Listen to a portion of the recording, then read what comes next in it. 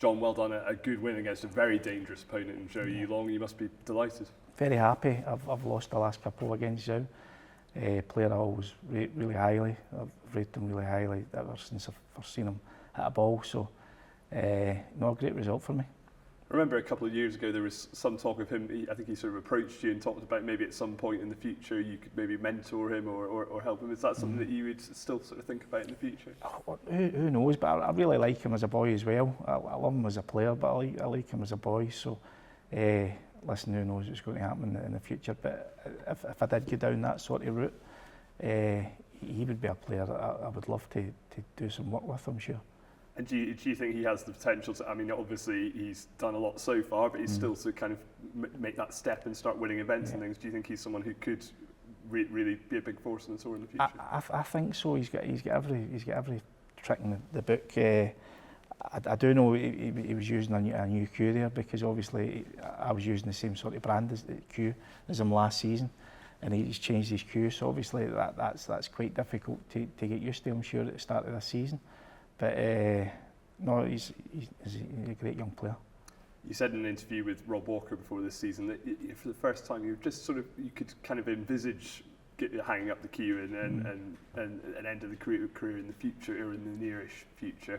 Does that put more importance on what's going on now? Does that really make you want to savour every moment you're still playing now and try and make the most and get as many wins as you can before the end? Yeah, absolutely. And it's one of the things that I'm going to be.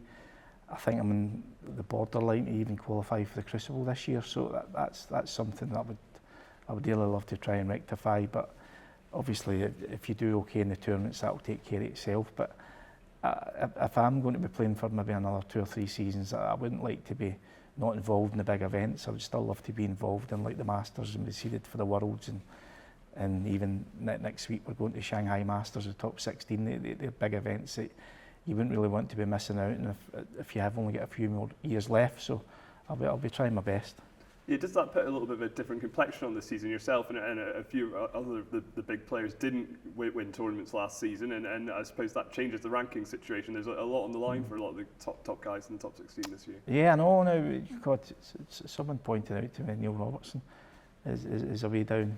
He needs to do well to actually qualify for the World, and you just think that's incredible when you think the year before last he won like 3 or 4 of the big events. So obviously he's got all them that he's got to defend at the points, and it's incredibly difficult. So it's that's just the way the ranking system is just now. But yeah, I'm sure a lot of the big names, I'm sure, are obviously want to do well this year and preserve what place they've got in the game.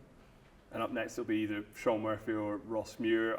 Obviously Sean will be a big favourite in that, and if he does come through, you've had some great battles with him down the years, including a world final. You know, how much of a test will that be of where your game's at the moment? Well, it's the biggest test in snooker just now, playing Sean. I know Luke is a world champion, but with the way he finished last season, winning I think 3 of the big events, and then obviously winning the first event of the season, it's the toughest game you've got in the game just now. He's going to have a tough game with Ross. I've been practicing a lot with Ross in the last few weeks, and he's really improving as a player. So he's got a tough game, but the way he's hitting the ball, if it did happen to be Sean coming through, it'd be good to know where your game's at now. Playing obviously arguably the best player in the world just now.